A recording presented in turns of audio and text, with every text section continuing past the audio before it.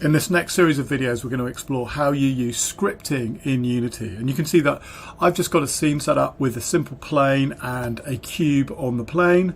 So you should set your scene up very similarly.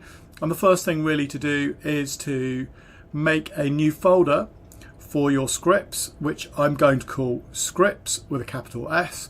If you haven't got a folder called scripts, then just right click and go create folder and then name it scripts. Once you've done that, open it up and you can see I've already got some scripts inside my scripts folder. You won't have any yet.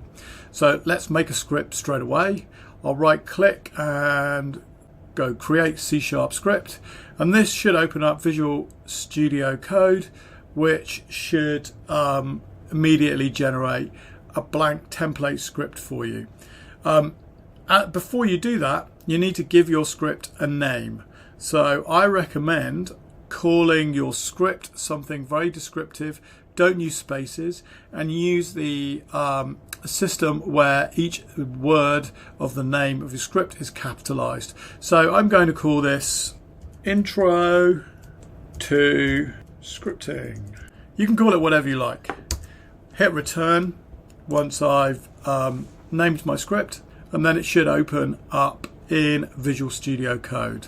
There's a couple of things that we just need to investigate before we start scripting. And the first one is the name of the class that is generated inside the script. Script always generates a class, and that class will have a name, and you can see that the name is actually the same name as the file name, Intro to Scripting.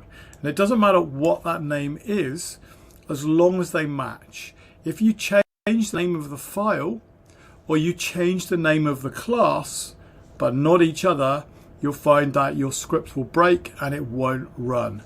So they must match. The programming language that we're going to be working in is called C#. That's short for that is C#. So before we begin coding, let's actually have a look at the anatomy of a C# Unity script and just think about how it's structured and what it does. We've seen how the script generates a class, and that's wrapped in curly braces that we should be familiar with.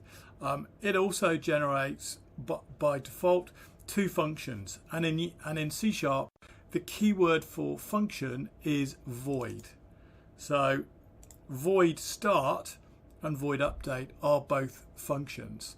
And if you're thinking that this looks a lot like P5, you're absolutely right. Start runs once when your Unity program launches, and update runs once per frame. So on average, probably 50 or 60 frames a second, just like P5. And you'll see that we will make use of both of these when we add some code to this. So in the next video, we'll start adding code into our script.